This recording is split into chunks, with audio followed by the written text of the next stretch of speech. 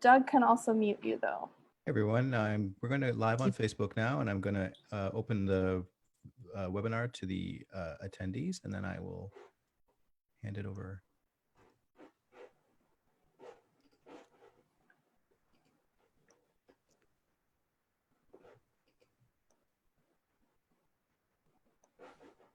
Okay, I'm going to pass it to you, Vanessa. So hi everyone. On behalf of ForSpace, I want to welcome you to today's event, Evicting Our Landlords in Milton Parc and Beyond, a crash course on housing co-ops and community land trusts. This event was organized with Concordia's Institute for Urban Futures, and we're really thrilled to have both the Institute's director, Shauna Jansen, and its research and development coordinator, Alex Tigalar, with us today. One of the Institute's futurists in residence, Nathan McDonald, joined by Louise Constantin, will be leading today's session. Today's topic is really, obviously an important one, but a very timely one. And so we want to encourage everyone joining us, whether you're here on Zoom or watching on Facebook, to just engage with our speakers and facilitators about all of this. So after a short presentation by Nathan and Louise, we will open up the floor, or in this case, the chat, to questions and conversation. If you're with us on Zoom, please feel free to type your questions in the Q&A or in the chat. And you can also use the raise hand function if you want to ask your question by voice, which we also encourage. On Facebook, please feel free to type your questions in the comments under the video stream, and we'll do our best to get to as many of them as possible throughout the session. So thank you again, everyone, and I'll hand it over to you, Shauna. Thank you, Vanessa. Thank you, ForSpace, for this great collaboration. As always, welcome everyone, bienvenue tout le monde, to this online workshop, Evicting Our Landlords, hosted here virtually in Hochelaga, Montreal, and in collaboration with ForSpace. My name is Shauna Jansen, Director of the Institute for Urban Futures. And we're also, as Vanessa pointed out, joined here today by Alex Tiegler, Research and Development Coordinator at the IUF, and who has been the main coordinator of this event with ForSpace. I wanted to also give out some credit to Sadie Gilker, one of our other IUF team members who created the graphic for the event, and as well as Sylvain Lavoie, who will be here, is here somewhere attending, who's available for closed caption translation from English to French as necessary. And I just want to briefly, before we get going, introduce our wonderful guests today for this webinar workshop. They are the facilitators, essentially, of this workshop. Louise Constantin, formerly an advisor for associative and political affairs at the Fédération des Co-operatives d'Habitation de Montréal Métropolitain.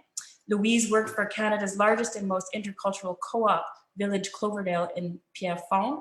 She is also an individual member of Front d'Action Populaire en Raménagement Urbain and of her local housing committee, the Comité d'Action des Citoyennes et Citoyens de Verdun.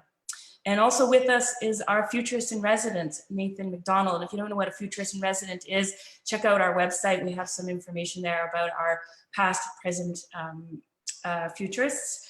Nathan lives, works, and organizes in the Milton Parc neighborhood of Montreal, which hosts the largest community housing project on a community land trust in North America. Nathan is a volunteer community activist and vice president of the Milton Parc Citizens Committee. Oh, and while I did all that, I forgot to share today's agenda with everyone before Louise and Nathan hop into this. I'll just do that super quickly so we can all see where we're going today. So basically, Louise and Nathan will this is the plan of their presentation today. I'm hoping everybody can see that in full screen here. So this is the order of how things will roll.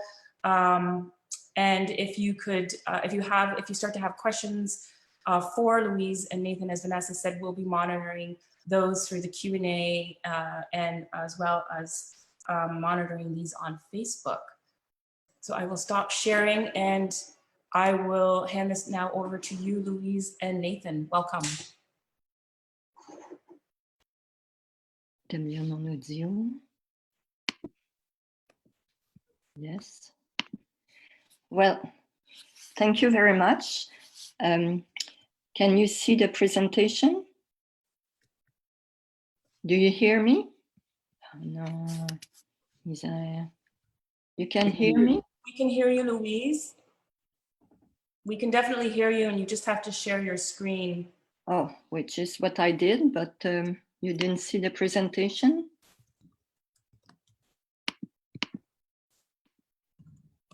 Can you see it now? Yes. Okay. Do you want it larger? No? That might be helpful. Okay. Well, thank you very much. Yes, housing has been, I think that a passion for me in life, and I've been active in housing, social and cooperative housing, both as an activist and also as a person who has been lucky enough to find jobs in the sector.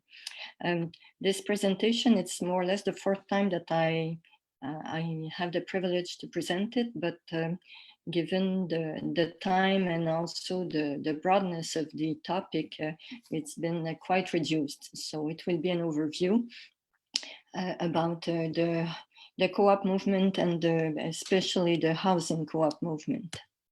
So these are our, I would say, ancestors, the founders of the co-op movement. Oops. The famous equitable pioneers of Rockdale.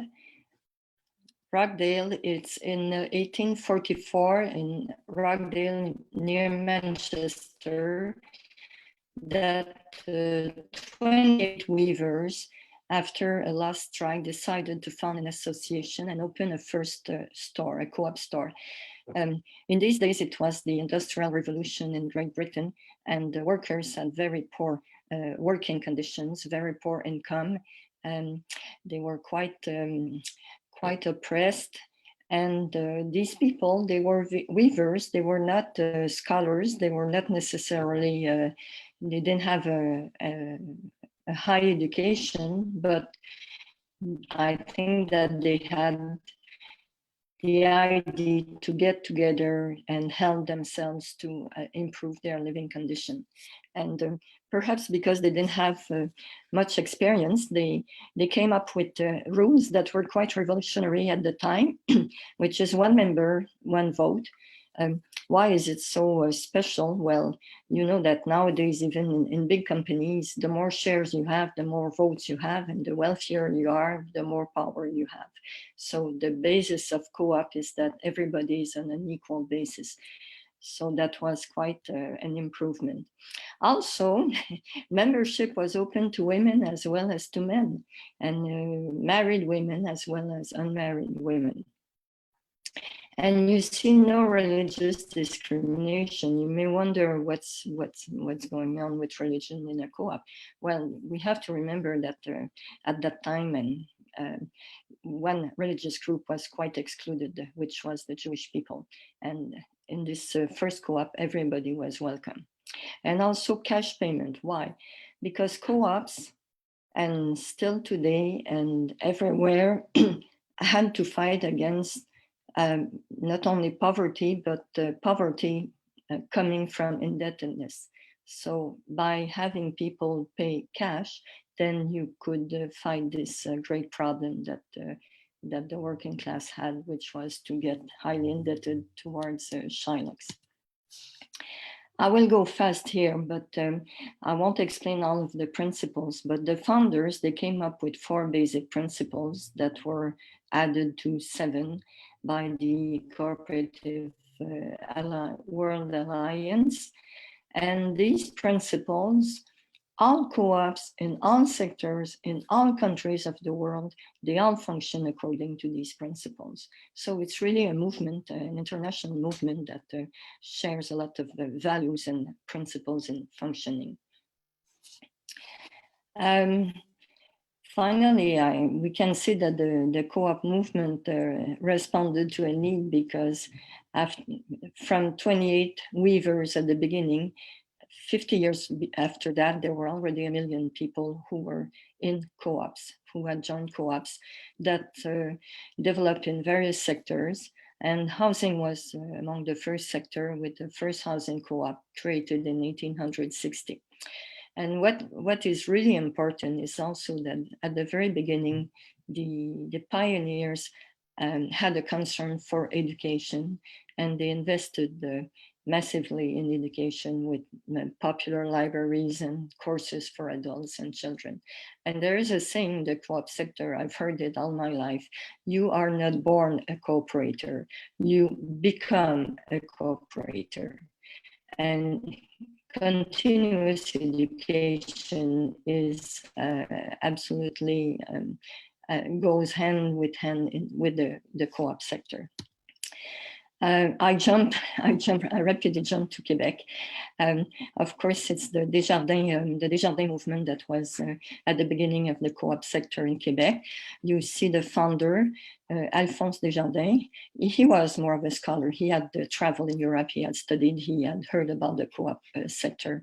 And he again was very concerned about the fact that French Canadians at the time were more or less in the same situation as our founders in Rockdale. They didn't have easy access to credit. They could not develop economically. They were often very indebted. And by founding financial co-op Desjardins, he wanted to fight these problems. And you see his wife.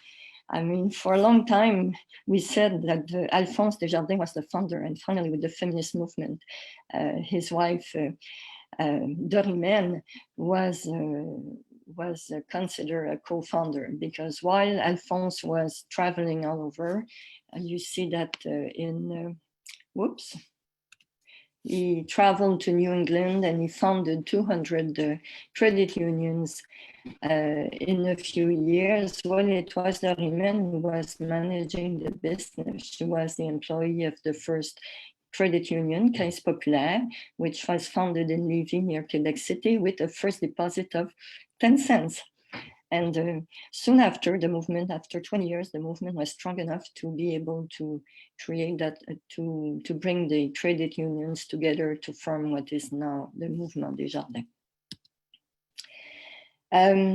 Again, well, if I could have mentioned other examples in the world, but what I mentioned before is that co-ops have often developed, have been developed by categories of people who were discriminated or who suffered poverty or exclusion, either on a regional basis or a national basis or an ethnic basis or class basis.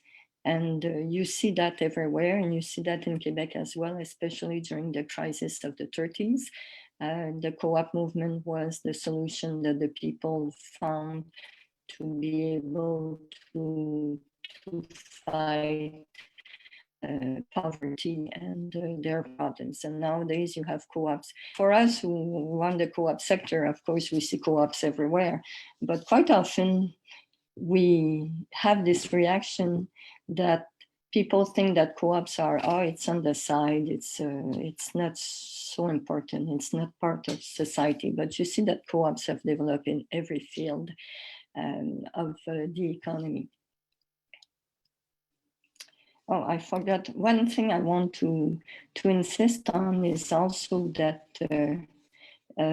one of the largest and most important co-op in Quebec is the co-op of the Nord du Québec, which is managed by the Inuit people. They even have a plane company, a co-op plane company managed by the Inuit. So what is the importance of the co-op movement in Quebec? Well, it's 3,000 co-op and mutual entities. Of course, you have the large ones like Desjardins and AgroPure and the forestry co-ops. Yes, co-ops have also developed at first in sectors where people were extremely exploited, like fisheries, forestry, agriculture. Now these co-ops are among the most important economically. And now, well, there are 8 million members, either individuals or entities. Well, of course, you can, 8 million members, you can accumulate various memberships in different co-ops. and myself, I'm a member of the funeral co-op as well as of Desjardins. And I also want to insist on the fact that co-ops are also a means to keep the property in Quebec. Co-ops cannot be sold because to be sold, you need the agreement of all members, and that doesn't happen. And something that is specific to the funeral sector is the funerary sector, I think.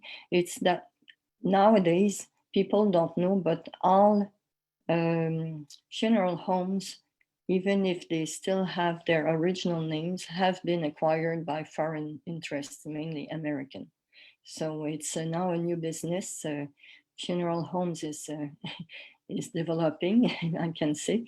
It's considered like it's a kind of social service like health and education, but it's highly privatized, except for the co-op sector. You see that there are 116,000 jobs.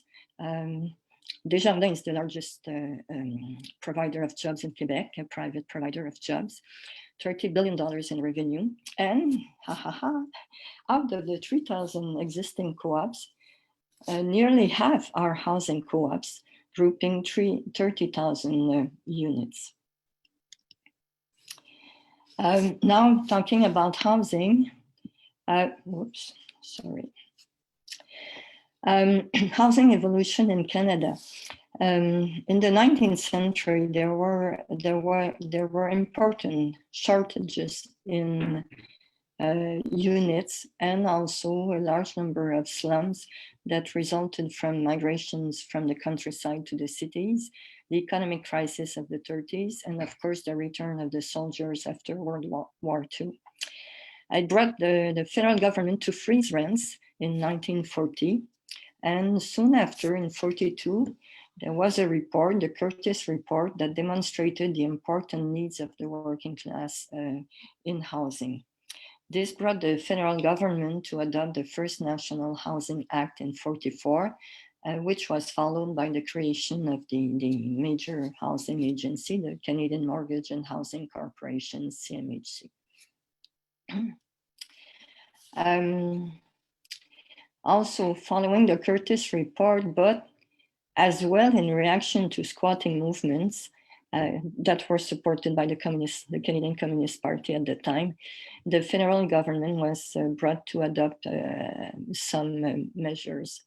In 49, finally, a first program, a public program supporting the construction of public housing for families. However, this program was not so important because only 14,000 units were built between 1950 and 1964. An important project being the famous Habitation Jeannemance in downtown Montreal.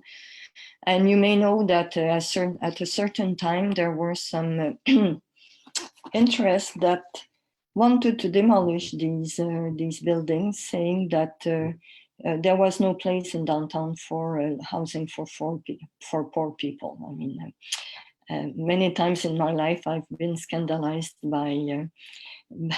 by certain reactions like that, and that was one. I think Milton Parc is also the living proof that you can have housing for modest families in downtown. Downtown should belong to everybody.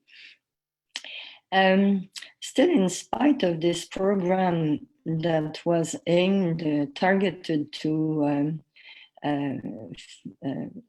low and modest income families, CMHC mainly favored access to private property with these individual houses called veteran or war houses that you find in several neighborhoods in Montreal, the Southwest, Verdun, Rosemont, and elsewhere.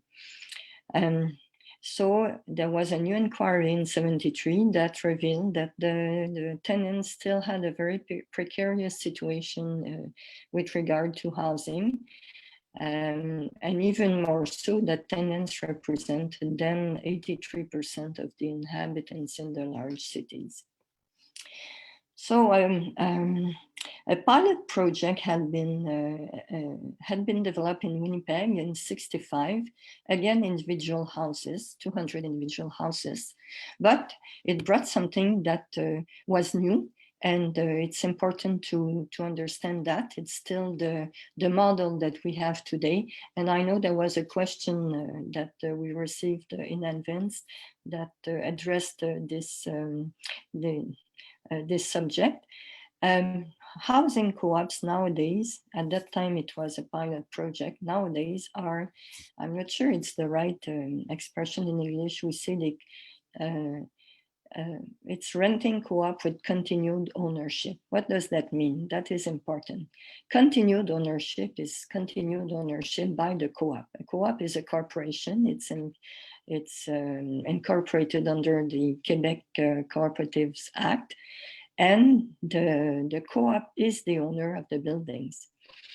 And the people who live in the buildings, they are both tenants and members. So as long as they are members, they can owners because they own their co-op, but the buildings belong to the co-op. So, and when the people leave, if they leave their co-op, if they move out, well, they don't get. You cannot speculate on the co-op. You don't get a return on investment because you don't really have an investment in a housing co-op. You have social shares, but it is mostly. I would say a symbolic amount, the same thing as in Desjardins. You have a social share of $5 just to make it official that you're a member.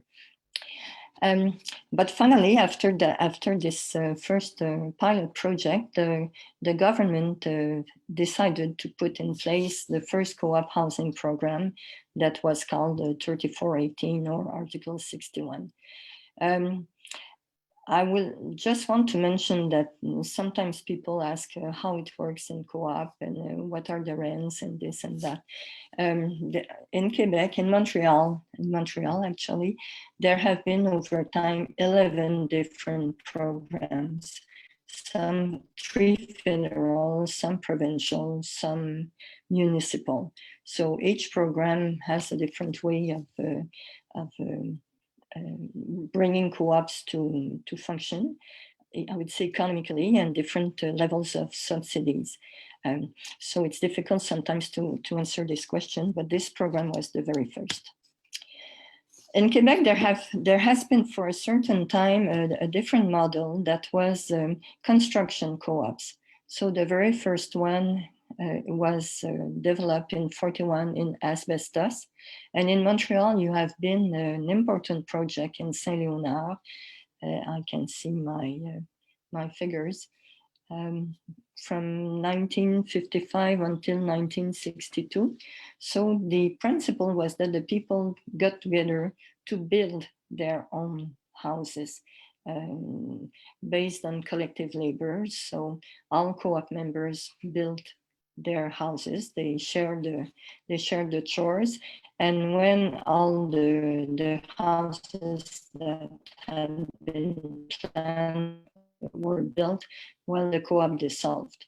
So anymore.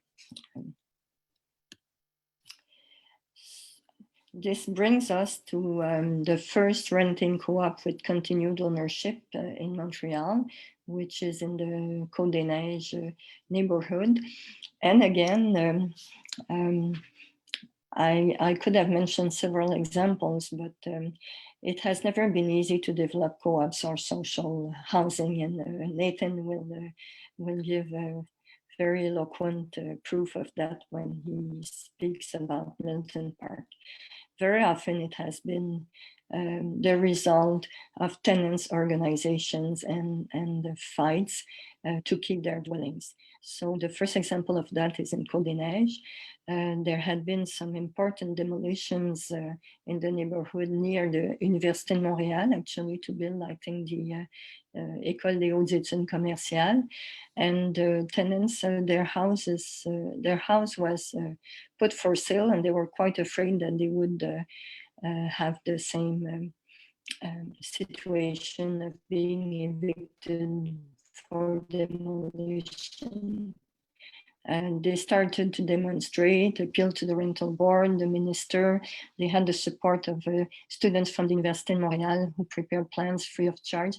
And finally, thanks to this new program, the 3418, they managed to keep their houses, form a co-op, and renovate their houses. And of course, they're still there today. And one of their members is on the board of the Federation of Housing Co-ops these days. And what is important here, this is again a new evolution in the development of housing co-ops. Up to now, we had seen mostly construction. Now we open a new era, which is renovation. And that has been extremely positive for Montreal, for working class neighborhoods where buildings were quite old. And at that time, and if I had not lived through this period, I would not believe it today, there were more subsidies, more offer than there was a demand to use them. So every project that was presented actually got accepted.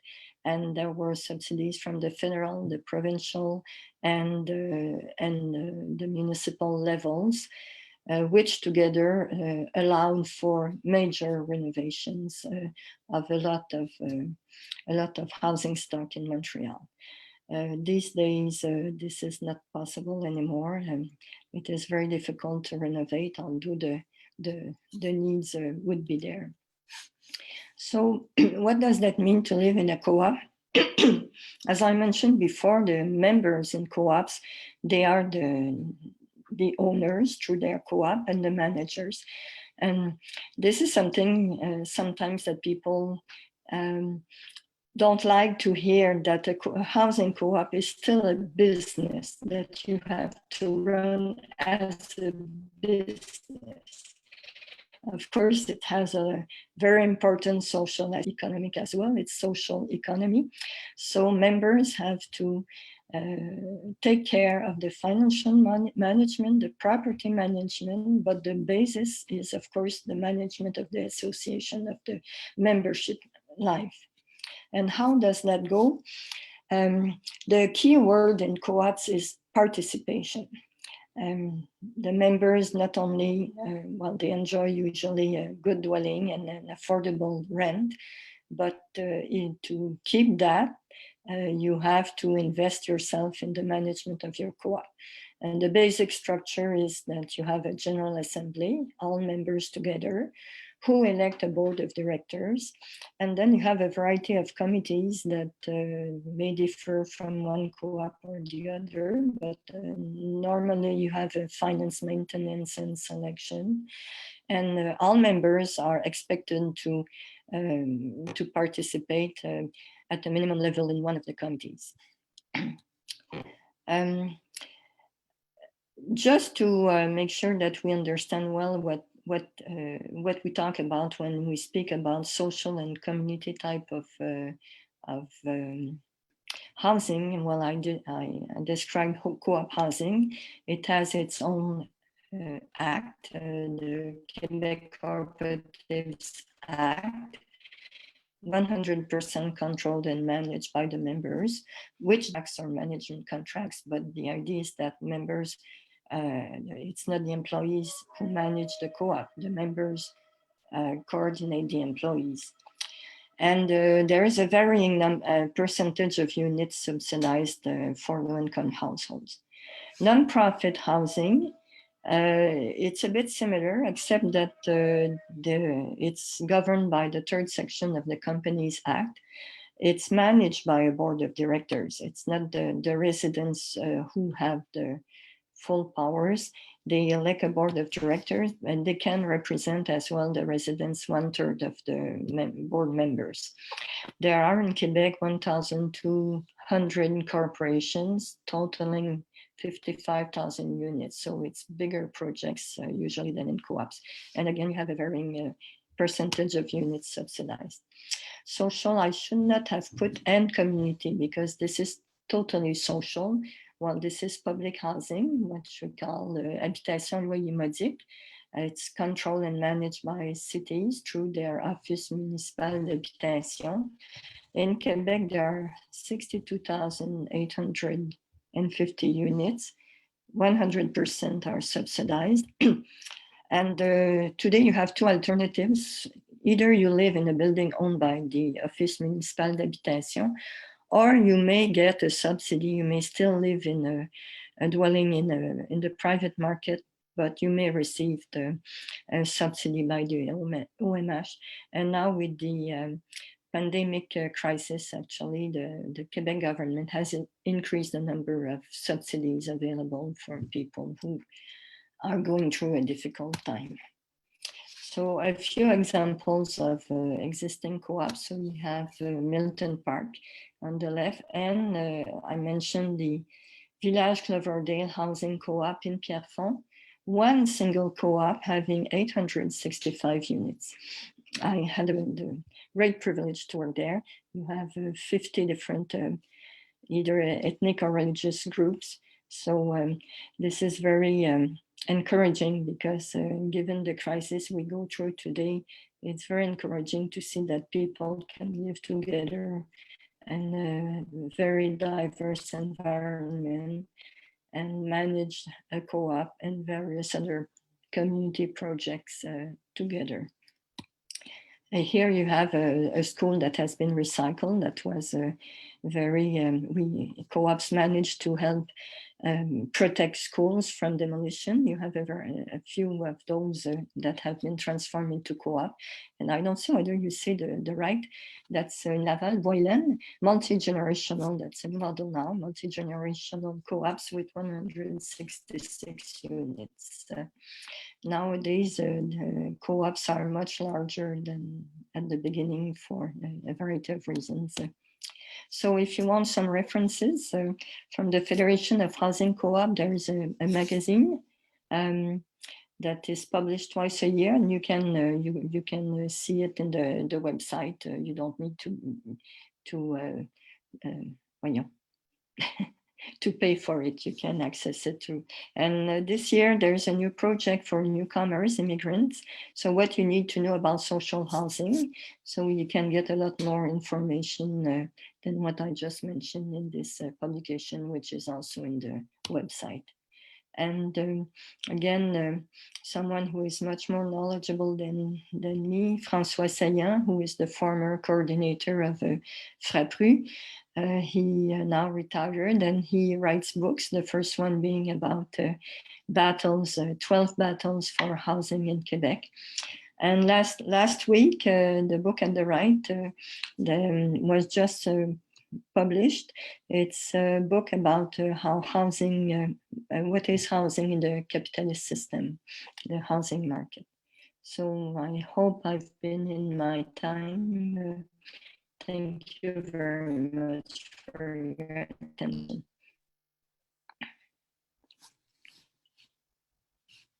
So do we want to do some questions?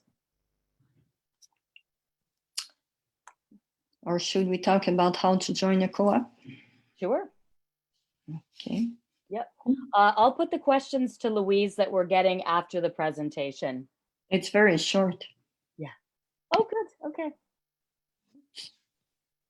Ah, mon Dieu. No. Yes.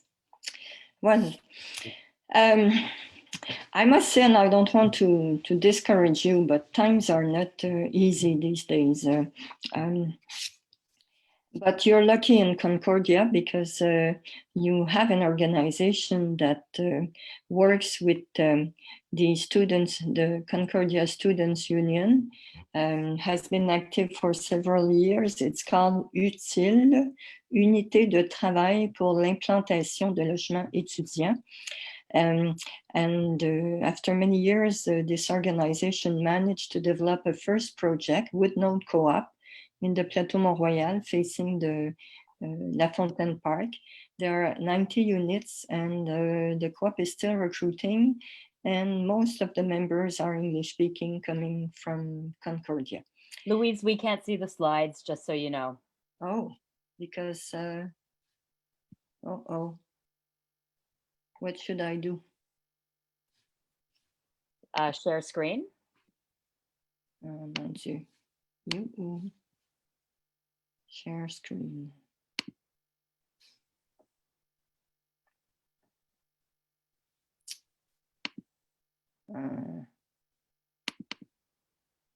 Is it better? No? That's it. Yeah, you just have to make it larger. That's perfect. Phew. Technology, eh? So this is probably your best means to access a co-op these days is through UTIL and your own students association. One thing that you need to know though is that full-time students and people who are not Canadian citizens or residents are not eligible to rent subsidies. However, you may expect that in a co-op, especially given the members' involvement, you may contribute to keep your rents lower than on the private market. Excuse me. To find a dwelling in I would say, general co-op, not a student's co-op, the best means is to contact a resource group, what is called a Groupe de Ressources Techniques, GRT. These are non-profit organizations. It's non-profit organizations that develop co-op and non-profit housing. In Montreal, there are 4 existing GRTs. If you want to find them, you can consult the link that is there. I would say that the second best means to find a dwelling in a co-op is to join a project being developed right now, because what happens these days is projects are much bigger, given the fact that subsidies have been significantly reduced. And in order to develop a project, you have to develop it on a larger scale. And these projects now also recruit members. So you are invited to consult them. And the third one is to join an existing co-op. You can contact the Federation of Housing Co-ops in Montreal. Usually, there used to be information meetings every month, but of course that has been suspended. However, co-ops, although they are quite numerous, there are 16,000 units in the Montreal region. Each co-op has long waiting lists. You know that.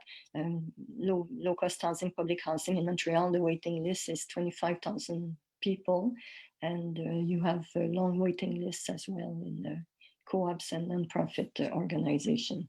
So it's better to start by the beginning of what I mentioned, UTIL and resource groups.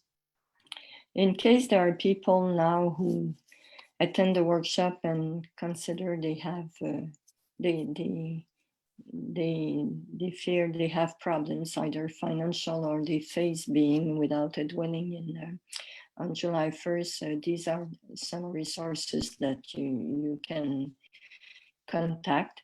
Local housing committees, your own Concordia Hojos, and also the Office Municipal d'Habitation. Thank you. Thank you so much, Louise. Thank you. I have a couple of questions in the Q&A that maybe I'll start with one, and Alex, you can code through, put out a few from the chat. Yep. So one of the first questions here, and Nathan, feel free to jump in here too, is what are the main challenges facing co-ops today, like legal challenges, other pressures? So how are co-ops evolving? Well, I think that the main challenge is the fact that there are no more programs to support the development of co-ops. We're facing a desert now for various reasons. The first one is that in 1993, the Mulroney government stopped all investments in co-op development. But the good news is that in 1996, the Quebec government developed its own program, which is called Excelogie. But when the CAC government was elected, for the first time, there were no new investments made in the program, in Excelogie program. There are still co-ops that are being developed, but these are old projects that were accepted under the Liberals and that are now being developed. The second reason is that the federal government, when it was elected in 2017, adopted finally, the good news was it adopted the National Housing Strategy. The bad news is that to implement this strategy, it has to conclude agreements with provinces and territories, and Quebec has still not concluded an agreement with the federal government. There are a lot of pressures on both levels of government to come to an agreement, but now there are more than $1 billion waiting for Quebec to use it. So we are now at a standstill as far as development is concerned. The other issue too is the same, is maintenance of existing projects. Co-ops now that have developed at the beginning, they are 30, 35 years of existence. They need to reinvest in major works. So this is costly as well. Okay. Yeah, I have some questions, Louise. First of all, thank you for that presentation. It was very interesting. Lisa Graves would like to know if there's any age restrictions on joining a co-op. Oh, not at all. No. The main criterion, and I have to make it very clear, you know what Kennedy said, don't ask what your country, The same is for co-ops. When you apply to a co-op, you have to sell yourself. Co-ops want people who will participate, and you have to, bring what you can bring to your co-op, not only what you need from the co-op.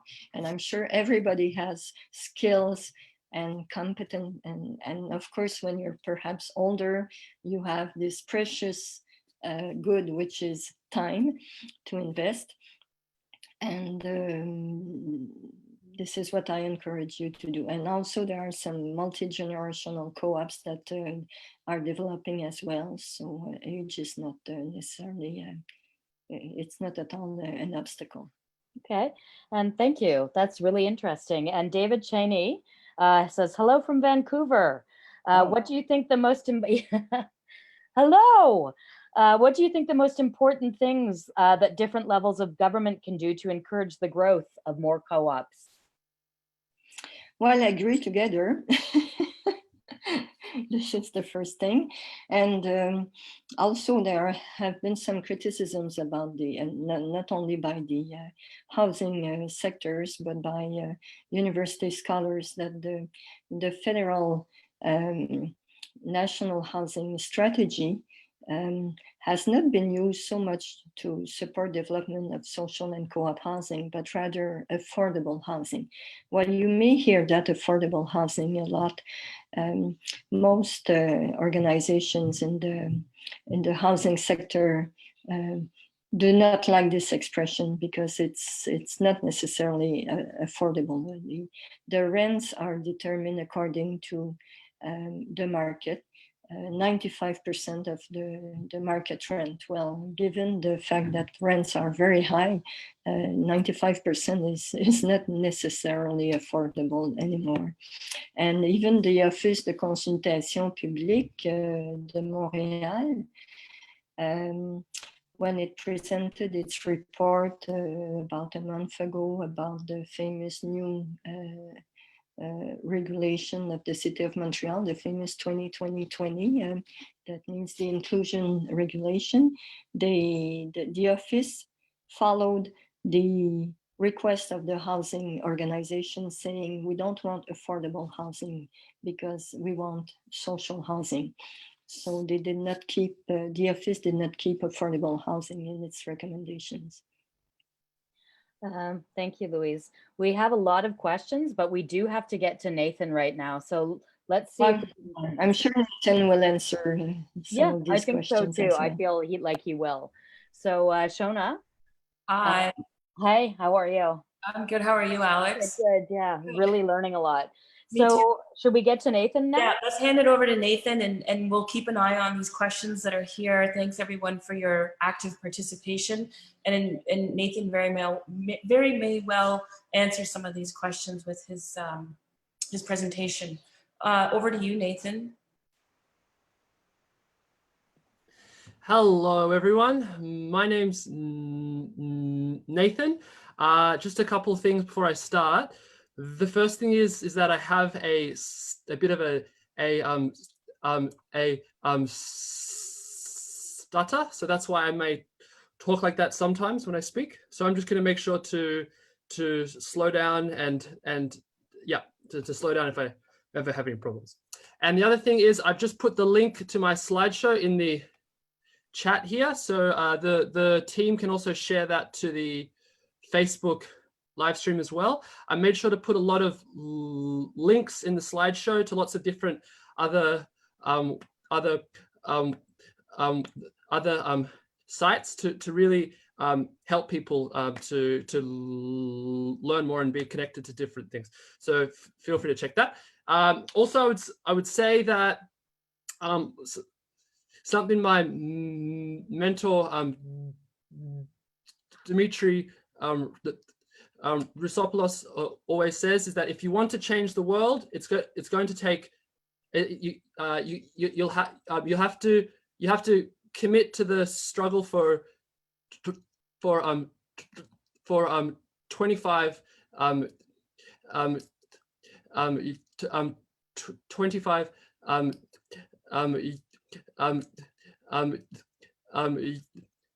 years. So in the sense that to change society, it really takes a long-term commitment, and I'm very thankful for all the people that have gone, who have fought in Milton Parc to establish all the things that we have now.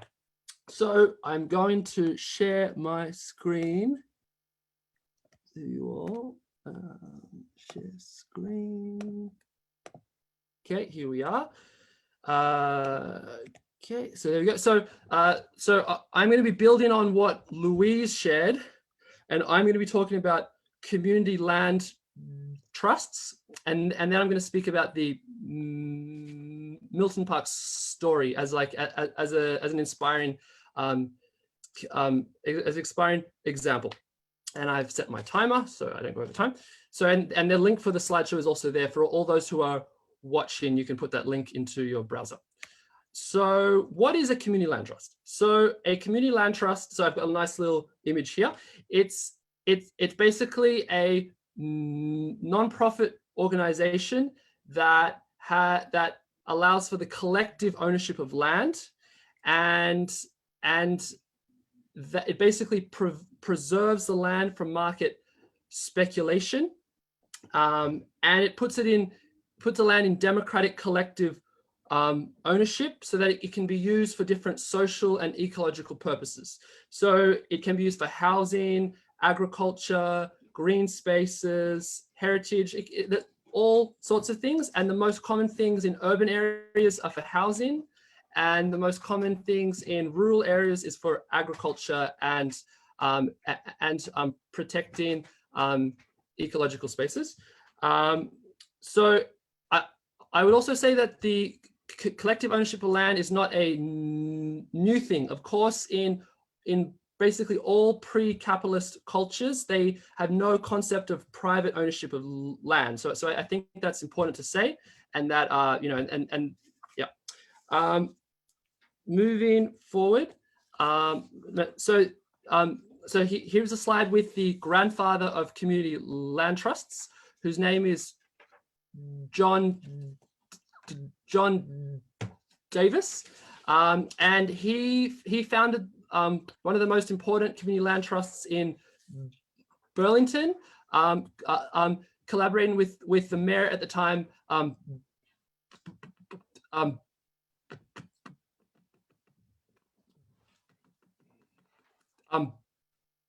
Bernie Sanders, and so he's developed a lot of documentaries and to empower people to learn about community land trusts. So I've put lots of those here in the slide, and the way that he talks about the origins of community land trusts in the United States is with the African American civil rights movement, and it really started. The first community land trust was started in Georgia when a bunch of people in the civil rights movement thought that the solution for us to have more to be more empowered is economic is to have economic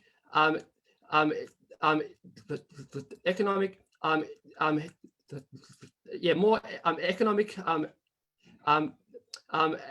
empowerment, and that the key to that is for us to have control of our land collectively. So they developed a community land trust in Georgia called New Communities, and it was mainly used for agriculture, but also other things as well. So yeah, so that's the first one. And there's also lots of other examples in other countries around the world. This is the Canadian Network of Community Land Trusts. So it's a new network just formed maybe 3 years ago. And it's a network of 25 projects across Canada, most which are in development. And you can see the link for that there. Then in the United States, the Grounded Solutions Network is a network of 225 community land trusts in the States.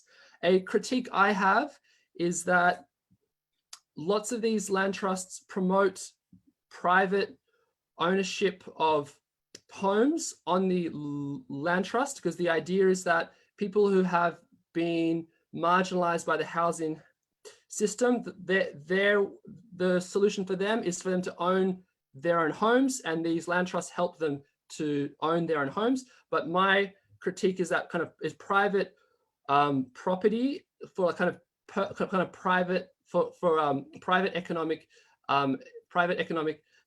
interest is not really a long-term collective solution.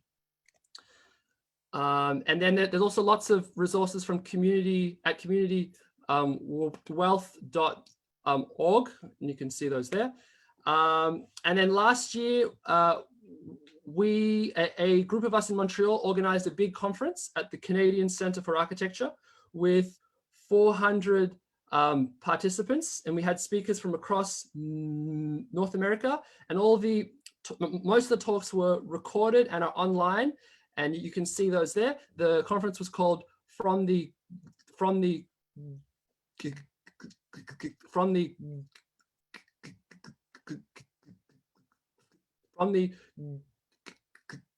Ground Up. And then just the final thing I'll say about community land trust before I talk about Milton Parc is there's a lot of really inspiring campaigns happening in Montreal now for big inspiring social housing or social economy projects, and they need your support because all of these are going to take a big struggle over 5 years, 10 years and more to happen. And I'd say combined, they're all worth about $500 million worth in development.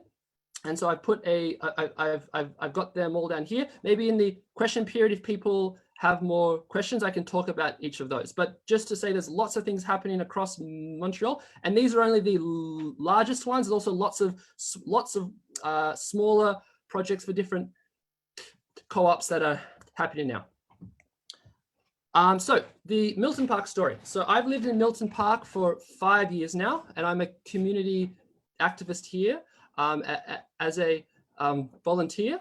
And so the Milton Parc neighborhood, for those who haven't heard of it before, is in the southwest of the plateau, between the plateau, the mountain, McGill University, and downtown Montreal. So you can see from this, it's like right on the edge of downtown Montreal. And in the 50s, although it's a neighborhood that was once more middle class and privileged, in the 50s there was the neighborhood became more depressed, and a lot of the population were kind of were low-income families, students, migrants, but the housing was still the heritage greystones, which you can see here. And these are some of the people who lived here. And then a company called Concordia Estates, which has no connection to Concordia University. They quietly bought up 6 blocks in the neighborhood. And then in 1968, they came out publicly with their grand plan to build the city of the 21st century with hotels, shopping malls, luxury apartments, offices. And so here is where they're unveiling their announcement with the Premier of Quebec at the time. And this is another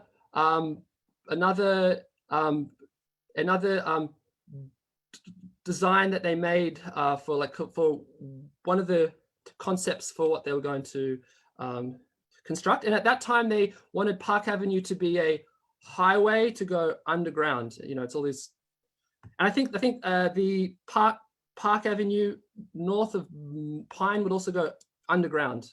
So it's all this crazy. So of course the community said, no, we're not having it. This is our neighborhood. We want to stay here. So they organized and they formed the Milton Parc Citizens Committee, and they did petitions, door knocking, marches, protests. And this is from 1968 to 1972. And this is a community newspaper that they did. They even squatted buildings that the company wanted to knock down. And they even occupied the offices of the company, and 59 people were arrested. And they also did a hunger strike. So I say all this to say that they tried everything, but the company was absolutely set on developing their housing, because this was just before the Montreal Olympics in 76, when there was going to be a huge influx of people. And so they wanted to build lots of housing for the people coming in from overseas and make lots of cash off that. So sadly, the company was able to build the first stage of its project. And so they knocked down housing, as you can see here, and built this kind of housing which you see today. They built 6 towers, which are the towers that we have in the neighborhood. And you can see here the difference between the previous housing and the tower that's built now. This is on Jean Mance. However, a little twist is that after the Olympics, there was a big economic depression in Montreal, also because of a global economic crisis, and it meant that the company wasn't able to build the rest of what it wanted to, stages 2 and 3. So the company was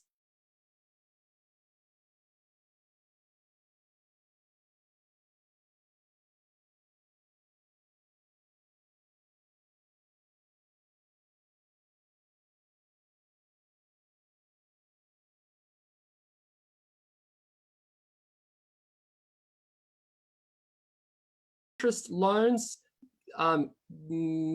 guaranteed by the federal and provincial government worth a total of 25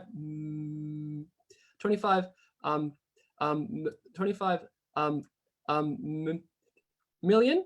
They were able to buy all the housing and also improve it all, because at that time it was in very low quality. Some apartments didn't even have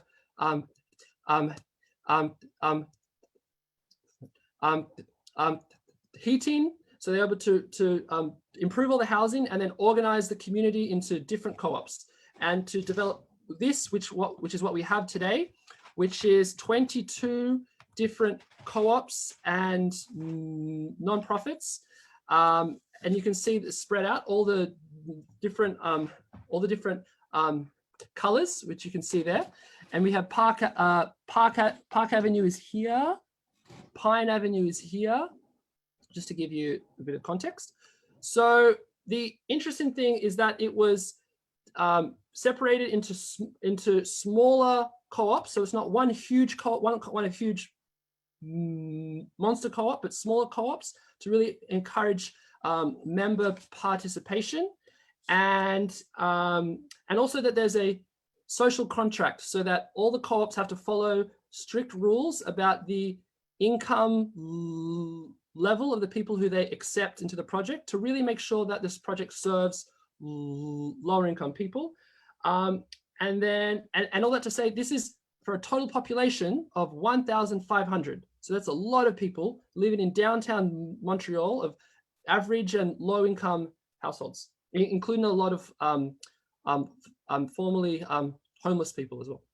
And also there's 10 commercial properties and 2 office properties that are community owned. So that means we, the community, own commercial properties, and the money that we get from that can go back into community projects. So my time is advancing, so I'm going to move on. The struggle didn't stop there, but continued. There was a school on the corner of Jean Mance and Leo Parisot that shut down, and the city wanted to sell that for condos. The community organized and said no, and managed to save it to be a community center and also for arts and culture. And so that's where the MI is. Also, there was another building that was going to be knocked down to make a car park, because of course this was a time in Montreal when housing was just being knocked down to make car parks. The community mobilized, saved it, and it's now housing for formerly homeless people. And there's several other stories like that in the neighborhood. The Parc Avenue and Pine Avenue, did you believe it used to be a highway interchange? And you can see the before and after. The community fought for 30 years for it to be torn down, and they were successful finally. And also the community pioneered lots of other things around urban ecology, like the first community supported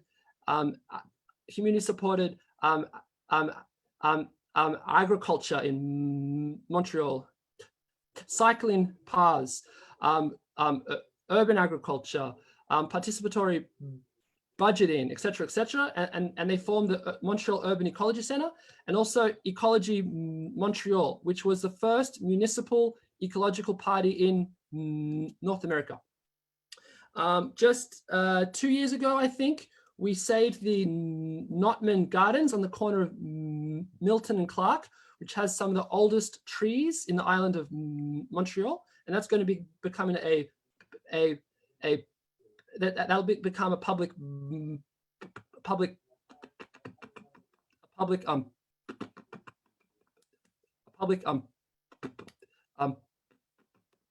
a park soon.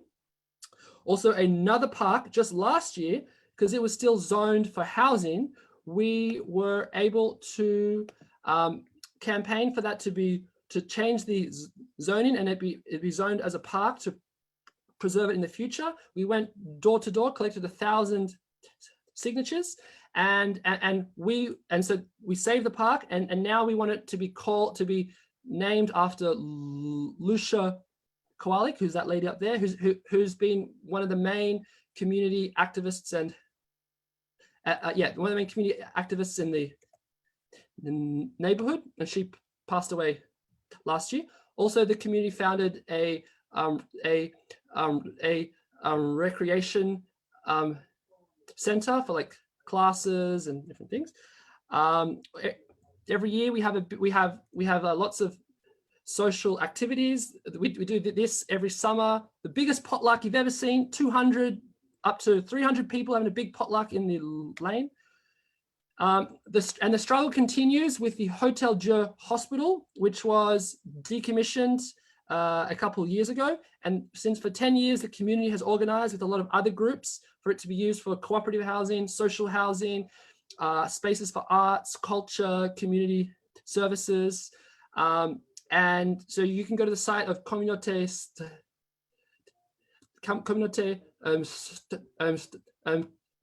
Saint-Aubin. We've done several big community meetings. This one had almost 400.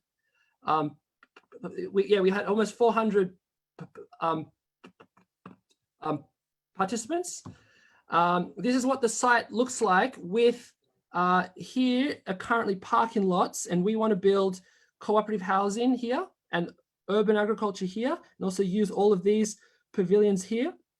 Then on the other side is a convent, well, is a former convent and the gardens of the convent, which are now owned by the City of Montreal. The city wants to gradually open the gardens up to be accessible to the general public, and they're doing a consultation about the use of these pavilions here. And just to show an aerial of the site, below the Hotel Dieu complex, there's the Chest Hospital, and we want to build an we have projects for that, and also 3 parking lots on St. Urban, and we also have projects for that to build housing for elderly people, and also for the indigenous community. Another big hospital right next door is the Royal Victoria Hospital, which was decommissioned 2 years ago or something.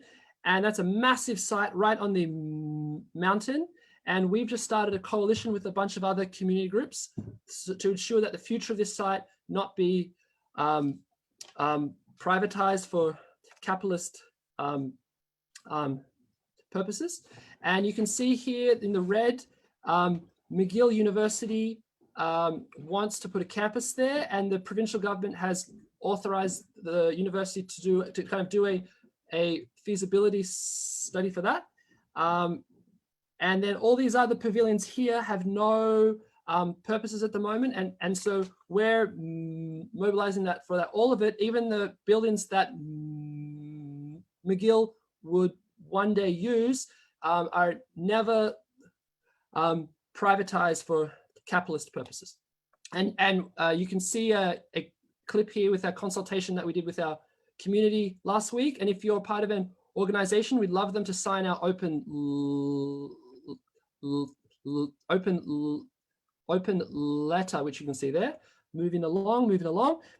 We are buying a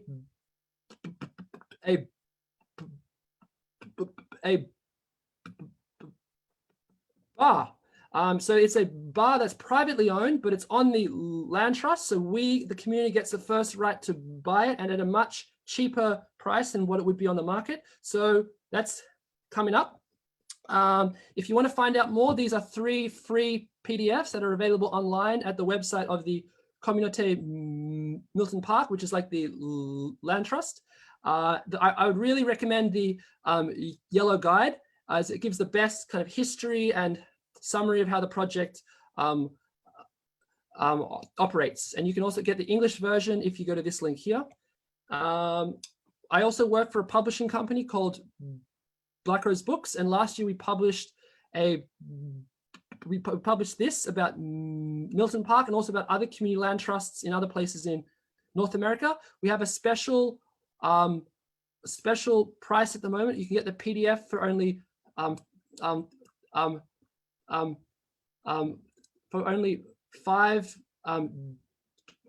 if you go to that link there, and you can get the paperback, and we won't charge you to ship in Quebec.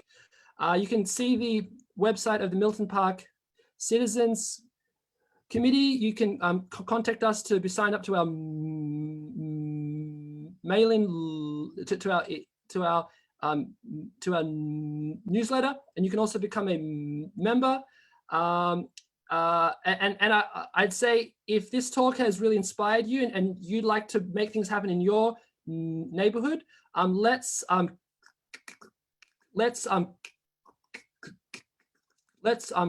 collaborate and organize a talk in your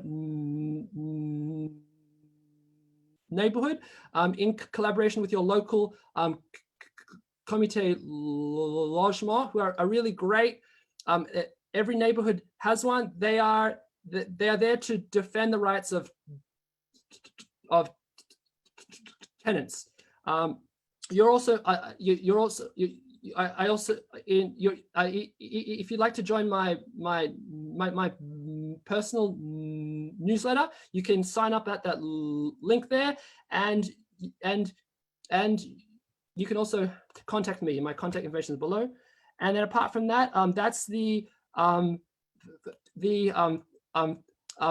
Federation of Cooperative Housing in Montreal. That's the one in Quebec, and that's the one in Canada. And I think that's it.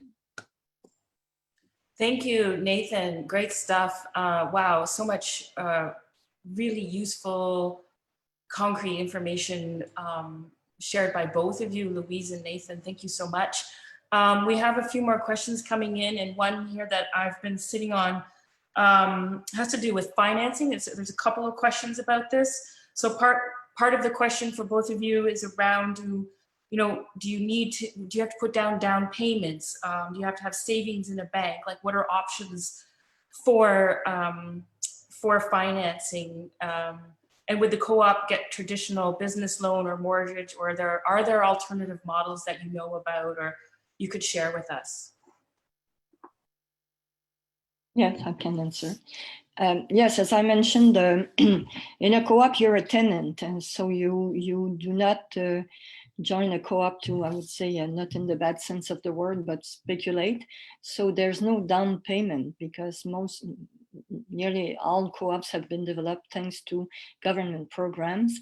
And also, I've seen another question, of course, a mortgage loan that co-ops get from a financial institution. Except that in a co-op, you have to acquire a share, a social share. In Desjardins, it's $5. In housing co-op, it can vary from $100 to $300 that are reimbursable when you leave the co-op, and you can pay by installments. As far as financing, as I mentioned, we're in a very difficult period because right now there's no financing for new co-ops, except that I mentioned Utile, which functions, I would say, apart from existing government programs. They have developed a different model. There was a question saying, how can we form a co-op? That's what I mentioned in my presentation. First of all, you have to be a group of people. That's a collective project. Well, the group can be as minimal as 5 people, but then you have to go to an organization, either Utile or a resource group. You cannot start a co-op by your own. You have to go through these groups. And now I would say the best deal is with Utile, because, well, you see the general auditor of the City of Montreal has made her report public Monday. And she says that despite the commitment of the municipal administration to develop 12,000 units by 2021, there have been nearly none developed up to now. And the City of Montreal says that it's waiting for the financial support from Quebec, and Quebec is waiting from the federal government. So the best thing to do, and I don't know whether it was made clear through Nathan in my presentation, but the battle is political as usual. We invite you to join your local housing committee and to speak and demonstrate in front of your federal and provincial MPs what has been developed throughout those decades has mostly come from political activism. I know it's not the answer you want to get, but that's the situation in which we are, and that's it. I'm sorry.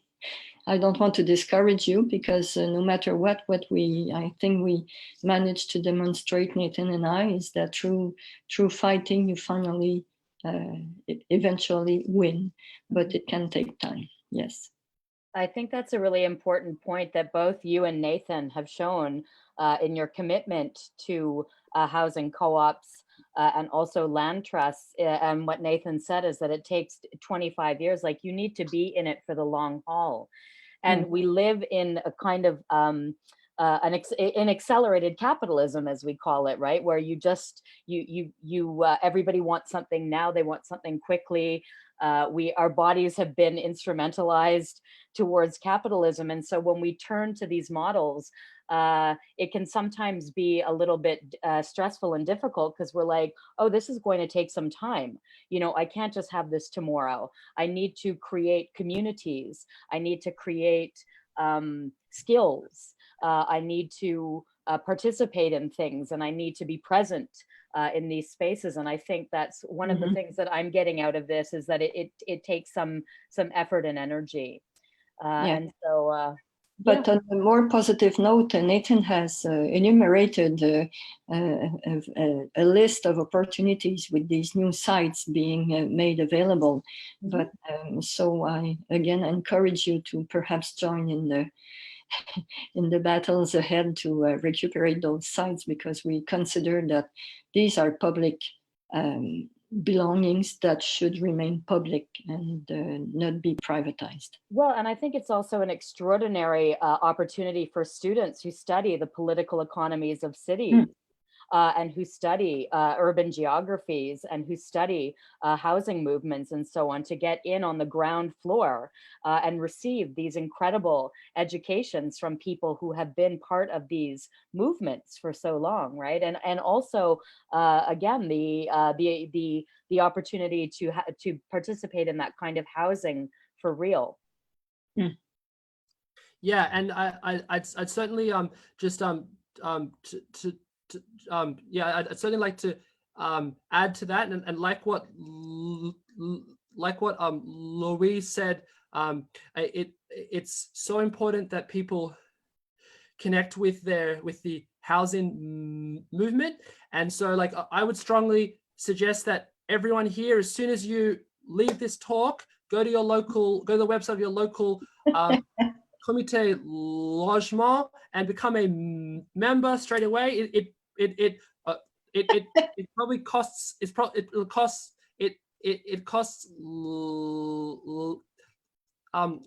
less than the price of your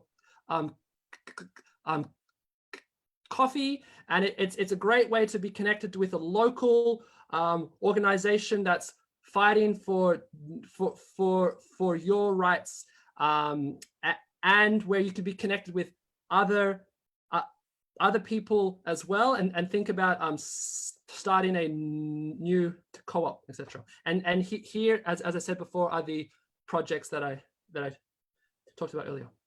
Yeah. I have a question actually from Facebook from Christian Arsenault. What kinds of options are there for groups who wish to start a co-op CLT with little to no government support? Microphone. You need to put your microphone on, Louise. Without government support, the only option that I know is L'Utile, which I mentioned in the first place. So, and we have put that in the chat. So all of that information is in the chat.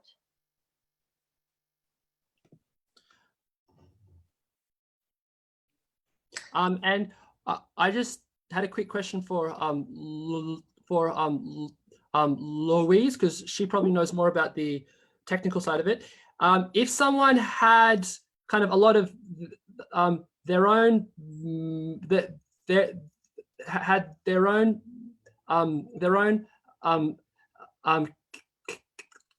capital, and they wanted to use that for the for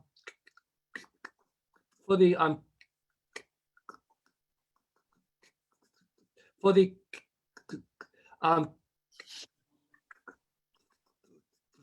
yeah, and they wanted to use that for the common good. Can someone who owns private housing, like who owns housing privately, how could they, like, are they able to kind of transfer that into a non-profit or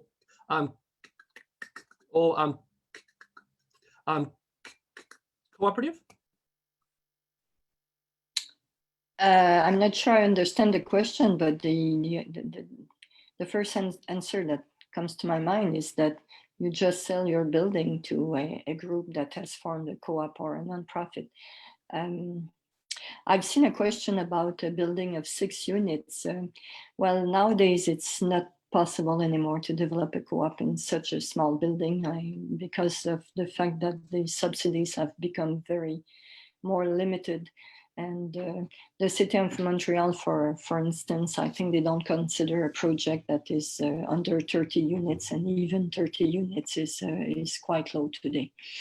So unless what can be done is perhaps use the building to join another existing co-op and add it to, if you want to experiment co-op life in your own home, where you live nowadays, is perhaps to see whether in your close neighborhood there's another existing co-op that would like to buy your building, and then you can join co-op life in this manner. That's something you can do, Louise, is have like a little satellite co-op with another co-op in your neighborhood. They don't have to be all together. No, not necessarily. And in Montreal, you don't see that too often, but in Sherbrooke, they have developed this model of buying different buildings and different streets and neighborhoods and develop a large co-op in this manner. Well, it has other management challenges, of course, but no matter what, co-op management is a challenge by itself. So there are always solutions, no matter what. Yeah, we have a question from Josha who says, do either of you have any organizations you would suggest connecting with Ontario or in Toronto with the goal of becoming a part of a co-op or starting one? Nathan, I imagine that maybe some of the resources that you've put in your in the download that you have would include that. Not so much for Ontario. The website that I showed of the Canadian Network of Community Land Trusts. Yes, that includes several projects in Ontario. Also, there's the cooperative housing, the cooperative housing Federation of Ontario, and I think there may be another one for Toronto specifically. Okay. Mm-hmm. Thank you. And in Toronto, there's several community land trusts there, and also and one that I'm very inspired by is one in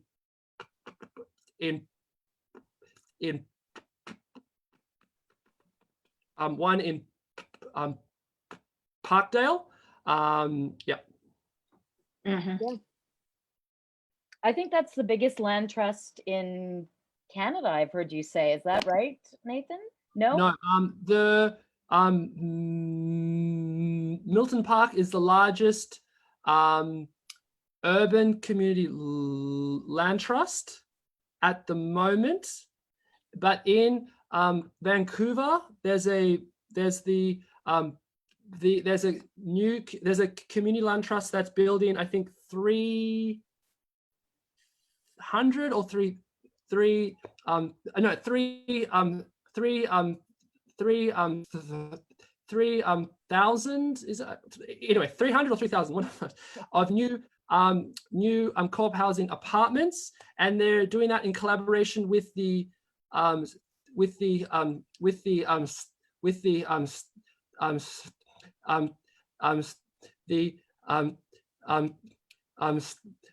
city where the city of Vancouver basically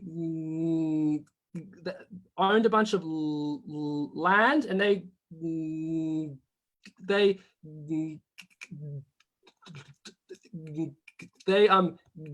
allowed the land trust to take over that land to construct new cooperative housing. And so that's also something else that I would like to emphasize, is that I think local municipalities have an important that they should be playing, they should be playing an important part of promoting local projects, because local municipalities, usually they have a lot of power in terms of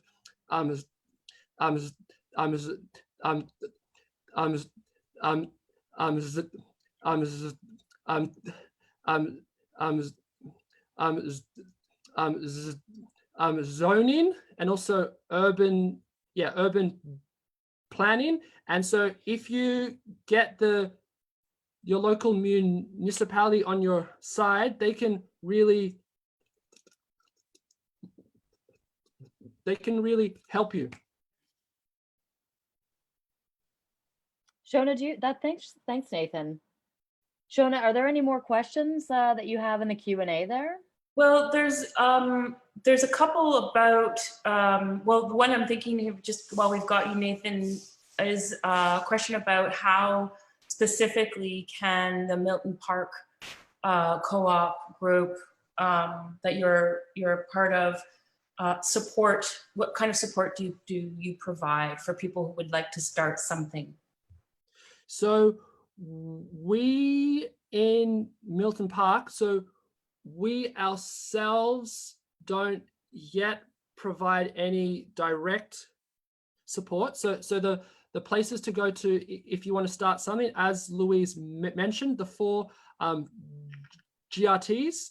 So they're the ones that really provide the technical support. However, I guess that we are like in our political activism, in like mobilizing for all these different sites around us, the 2 hospitals, 3 provincially owned parking lots, and another hospital that's now been sold off. There's a massive amount of potential there for new housing. So I guess like that's a contribution that we're making, and we always need help. So if you'd like to help, contact us. And then the other thing, I think that's something we haven't talked about, but I think it's an important point. Actually, Louise did touch on the point, is that if all the co-ops, if all the existing housing co-ops were smart, they could use the equity that they have to help finance new co-ops quite easily. I mean, in the capitalist economy, big corporations, they like all the time they use the assets they have to leverage those assets and buy up lots of other property. If the co-op economy was smart, we could do the same thing. Unfortunately, in Quebec, the housing co-ops are all, they're so autonomous, and there's nothing that kind of financially binds them together to help leverage their assets. So what it really takes is to convince each co-op to get to make that happen. We in Milton Parc, our whole project is worth 200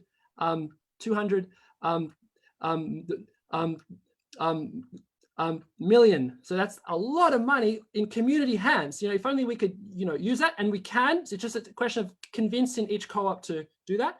I would say though, apart from co-op housing, in the non-profit housing world, which Louise did touch on, they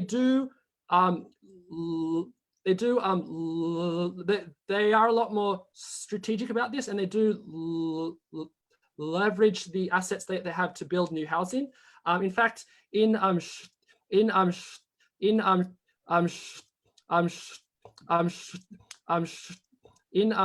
the South Shore in Chateauguay, one group there that develops non-profit housing is the biggest landlord in that whole area. Well, that is a hell of a way to end this. that kind of information. If I may add, yeah, that's something that has been mentioned several times, and I think it's perhaps a missed opportunity. The fact is that co-ops each one is independent and is autonomous. So the federation that exists is there to serve the co-op, not to control them. But this idea was presented to the Quebec government in 1996 when the new program Axélogie was created to have a fund, a developing fund that would come from new co-ops and that could have been used to reinvest in the development. But unfortunately, this idea was not accepted by the government. So that's it's partly, I would say, our responsibility, but also the responsibility of the government. Sometimes that's a personal opinion. We have the feeling that the government doesn't really want I would say the ordinary people to be too strong or to develop their own means to be independent. So, but that's a personal opinion. So you do what you want with it. I don't know. I think it bears out in the evidence, Louise. And on that note, actually, we have come to the end. And can I just add one more comment? Sorry. Sure. Yeah. Just very quickly, I think also something to keep in mind is that to make social change, it requires we can't get comfortable, and I think a critique of the cooperative housing movement is that people in the co-ops are often very comfortable because you finally have secure housing and you don't have to be stressed out all the time. But the downside is that you can lose the bigger picture of what's happening out there with people are having terrible times, and you're in your own comfort zone.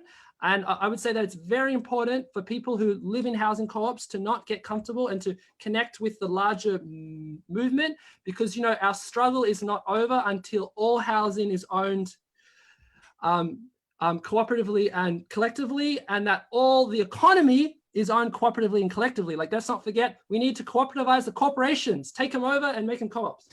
I love this. I'm deeply inspired by that, Nathan. And I mean, I feel like we could continue on with this extremely empowered and empowering conversation. But I want to thank you both for coming in and offering your expertise to our communities. For everyone who joined us, and thank you to the IUF and also Fourth Space. I just want to say a special thank you to Fourth Space. We are an institute embedded in the Fine Arts Department, and we really require contact with people in order to do the work that we do, which is a lot around the right to the city. And so the Fourth Space has really, really helped us maintain these connections with the communities that we are committed to. And so thank you so much, Fourth Space, for helping us with all, like to bring us all together technically. Thank you. Thank you very much. Thank you, everyone. And thank you, Alex, for that shout out. But the thank you is really all to all of you on behalf of Fourth Space. A big thank you to Nathan and Louise for sharing all of this really relevant information and for having this empowering conversation. Shauna, Alex, IUF, for moderating and organizing. We love collaborating with you. And to our audience, thank you. As we mentioned in the chat and on Facebook several times, we'll be sharing links to the slides and resources that were shared today. If you didn't get all that information during the presentations, don't worry. And we're sorry if we couldn't get to everyone's questions, but we'll share the leftover questions with Nathan and Louise for sure. Finally, if we could borrow just one last minute of your time and ask you to fill out a short survey just to get some feedback on the event. It's in the chat now. It'll open up in your browser when you leave Zoom, and it's just important to get feedback so that we can keep, building this kind of timely, relevant programming for Concordia and for the community, just like today's event. So thank you so much, and see you all next time. Thank you. Thank you. Thank you. Thank you. Merci beaucoup. Power to the people. Yes.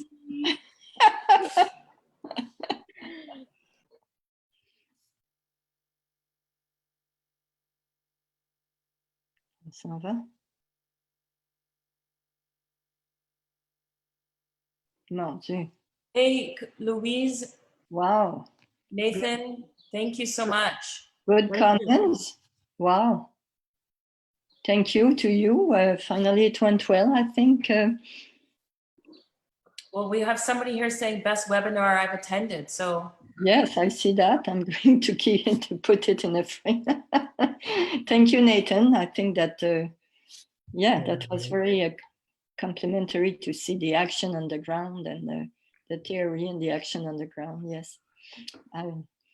I will leave this now. I'm not sure if we're still live.